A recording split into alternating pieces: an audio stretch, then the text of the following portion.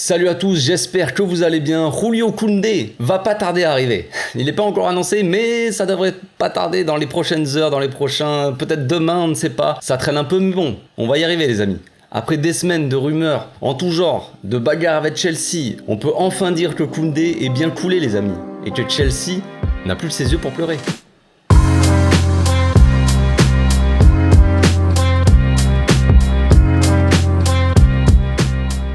Au passage, n'hésitez pas à vous abonner, liker et commenter, c'est le meilleur moyen de me soutenir et ça fera plaisir à tonton. Bon, avant toute chose, pour ceux qui me connaissent un peu, qui me suivent régulièrement, qui connaissent un peu mon avis sur Koundé, je l'ai dit à plusieurs reprises, ce n'était pas mon premier choix, concrètement.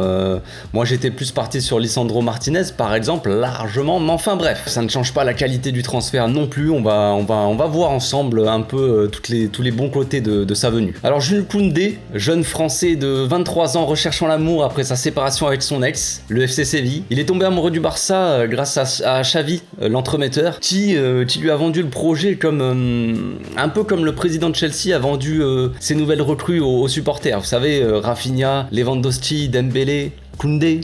Sauf que nous, bon, il y a une fin un peu plus heureuse, une happy end, on va dire. Au niveau des chiffres, le Barça, normalement, devrait mettre environ 50 millions fixes. Je crois, normalement, ça parle de 50 millions fixes, plus 5 ou 10 millions de variables, selon qui on écoute, mais normalement, je crois que c'est 5 millions. Un tarif pour moi correct, franchement, quand on voit un peu la difficulté de trouver un bon défenseur qui va s'adapter à l'équipe, surtout au Barça, qui doit bien relancer, qui va apporter de la puissance, de la rapidité physique, technique. Voilà, il nous faut un défenseur assez complet, et c'est assez dur d'en trouver sur le marché, des disponibles en tout cas. Et en plus de ça, il a le potentiel, il a encore une marge de progression, il est assez jeune, le petit Koundé. Regardez Araujo par exemple, si on devait vendre Ronald, ce qui ne sera pas le cas, si on devait le vendre, est-ce qu'on le vendrait 50 millions ?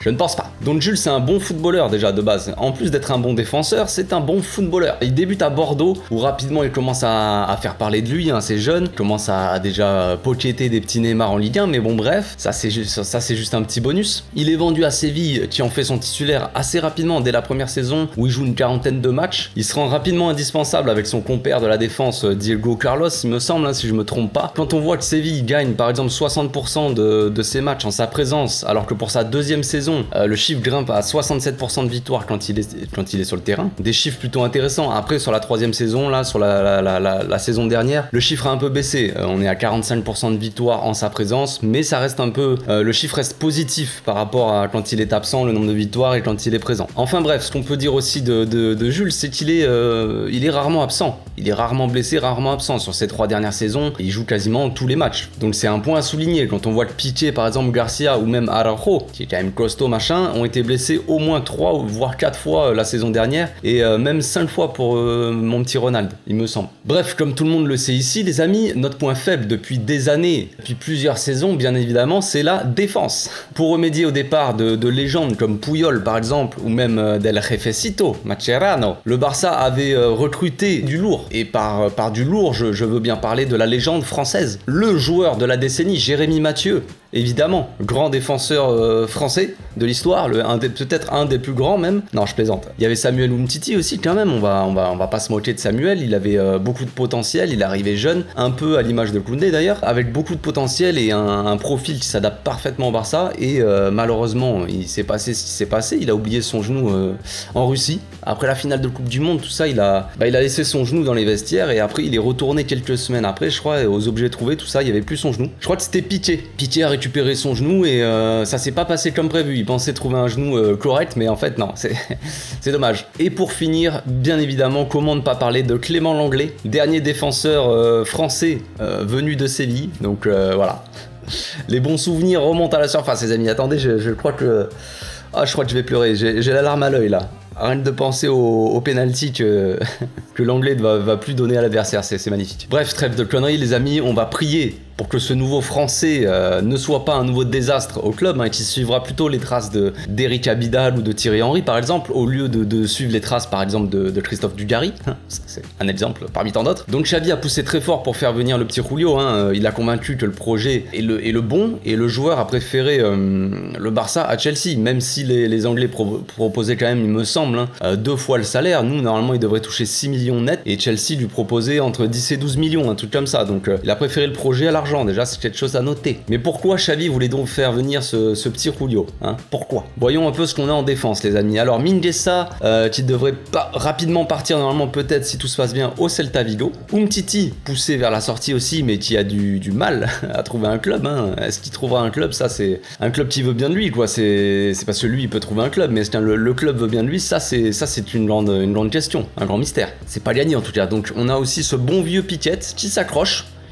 Il a récupéré le genou de Samuel, comme j'ai dit. Bon, voilà, ça s'est pas bien passé, mais il s'accroche. Voilà, il veut pas partir. Voilà, petit chewing-gum collé sous la semelle, mais bon, bref. Il est blessé la moitié du temps et l'autre moitié, il essaie de forcer pour jouer, ou alors il joue blessé. Donc c'est vraiment, voilà, c'est du top niveau, quoi. À côté de ça, on a Garcia, joueur qui vient d'arriver, avec un fort potentiel, joueur de la Masia, qui connaît très bien le jeu, mais qui manque peut-être un peu d'agressivité, d'engagement, on va dire. Hein, il est encore un peu léger, un peu jeune peut-être, il manque de maturité, à voir. Mais quand même, il a les qualités pour s'imposer sur la durée, mais pour le moment, c'est pas un défenseur sûr, hein, Eric. On peut dire que c'est pas question de sûreté, mais on va dire sur le long terme, sur toute une saison, voilà, c'est pas le défenseur sur qui tu vas vraiment compter les yeux fermés, on va dire. Même si pour moi, il a le potentiel pour. Et pour finir, on a le petit Ronald, le grand Ronald, la montagne, qu'on ne présente plus, hein, une montagne infranchissable pour n'importe quel joueur, hein, même les plus rapides. Donc quand il n'est pas absent, bien entendu, parce que lui aussi, il a tendance à se blesser, comme je l'ai dit, mais quand il est au top, rien ne passe. Personne ne passe, frère. Cette saison, on a fait venir Christensen, donc nouveau venu, qui apporte, en plus de ses qualités de relance, comme on aime ici, il apporte son agressivité, son engagement, qu'on a vu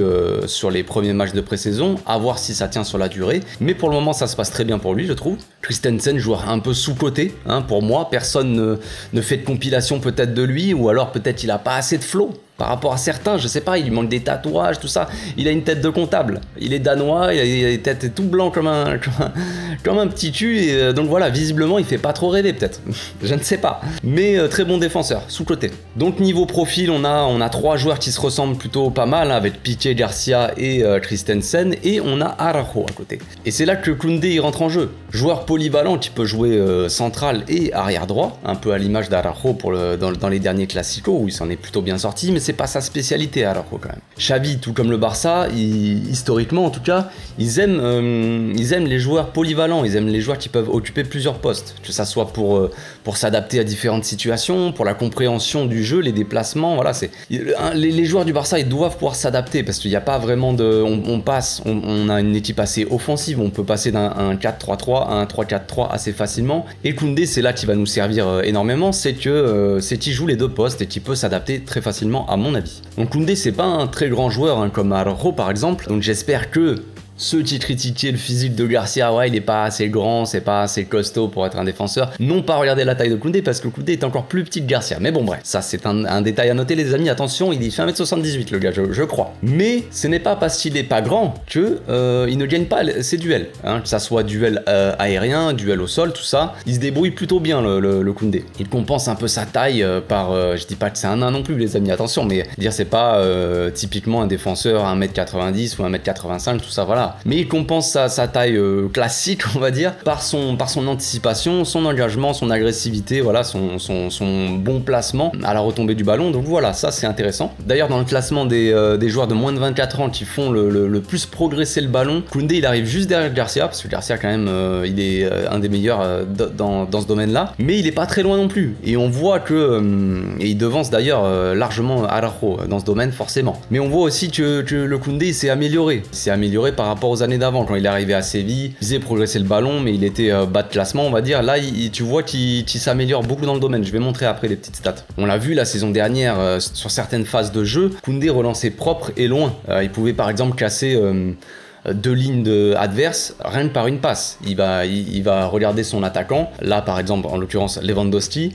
et il va casser 2 lignes adverses rien qu'avec une relance assez propre. Et ça c'est très intéressant pour nous. Le fait qu'il soit latéral aussi, comme j'ai dit, le fait qu'il est beaucoup plus offensif comme central. Il n'hésite pas à monter et à les provoquer et même frapper. D'ailleurs on l'a très bien vu contre nous quand il avait claqué son but, là, il avait dribblé 2 joueurs je crois. Il arrive à l'entrée de la surface, frappe en dehors, petit filet, golasso. Il avait fait mal Koundé. Donc voilà, le fait qu'il soit offensif en fait le défenseur aussi qui tente ou qui fait le plus de dribbles en Liga sur les 3 dernières saisons, les amis, tout âge confondu. C'est le défenseur qui dribble le plus. Et Koundé, c'est un joueur assez propre aussi, comme je l'ai dit, malgré son agressivité et son physique quand même assez costaud, parce qu'il est un peu costaud le petit Jules. C'est un des défenseurs qui commet le moins de fautes, un peu comme Araujo au final. C'est des mecs comme ça qui sont costauds et qui n'ont pas besoin de tacler, à l'image de Garcia par exemple, qui manque un peu de physique, de puissance. Il peut pas protéger le ballon. Araujo par exemple, ou même Koundé, ils ont besoin juste de passer l'épaule devant l'attaquant et il protège la balle et voilà. Garcia c'est moins le cas, Piqué c'est encore moins le cas, même si physiquement il est imposant. Au niveau de la rapidité, de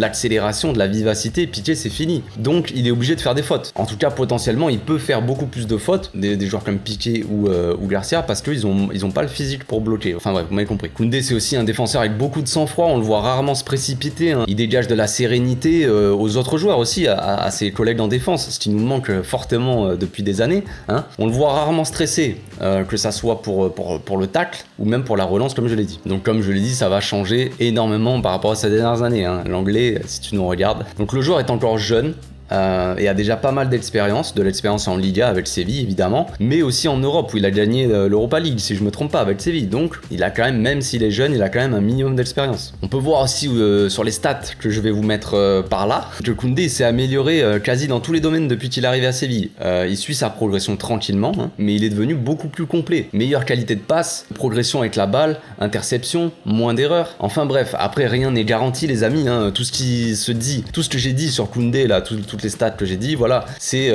quand il jouait à Séville évidemment, et les performances des joueurs dépendent beaucoup des équipes dans lesquelles ils jouent.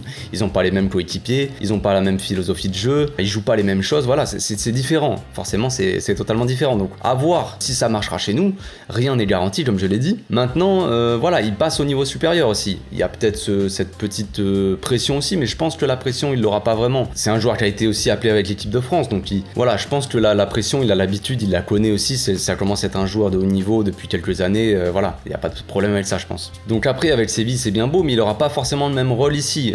Xavi a des idées très claires, même si nous on les connaît pas forcément tous encore, on attend un peu le début de saison pour voir un peu tout ce qu'il veut faire, mais j'ai aucun doute, la Xavineta, elle sait où elle va. On peut pas savoir s'il réussira ici, donc, ou s'il échouera à l'image de l'anglais qui a sombré alors que ses débuts étaient très prometteurs. En attendant, ça reste un jeune joueur, et si flop, il reste quand même, à mon avis, il restera à ses côtés, un peu plus que l'anglais par exemple, donc on pourra mieux le revendre que l'anglais. On sera pas autant en galère, tout ça, si ça ne fonctionne pas. Mais moi, j'ai pas vraiment de doute quant à sa réussite. Je pense pas que le gars il change pas d'un club, il passe pas de l'Atlético par exemple au Barça, quoi. Je veux dire, c'est pas une philosophie de jeu totalement différente. Donc pour vous donner mon avis sur ce transfert là, je pense que ça va faire beaucoup de bien cette défense, hein. Peu importe ce que je pense du gars, de la personne, du joueur, de tout ce que tu veux, ça reste un très bon transfert, et peut-être une des meilleures pistes qu'on pouvait avoir en tout cas, parce que bon, de toute façon il n'y avait plus beaucoup de choix, il y avait beaucoup de défenseurs qui étaient déjà partis dans les clubs, et resté, on va dire, on a choisi entre Koulibaly et Koundé. Voilà, Xavi a fait le choix Koundé, à mon avis pour le potentiel aussi.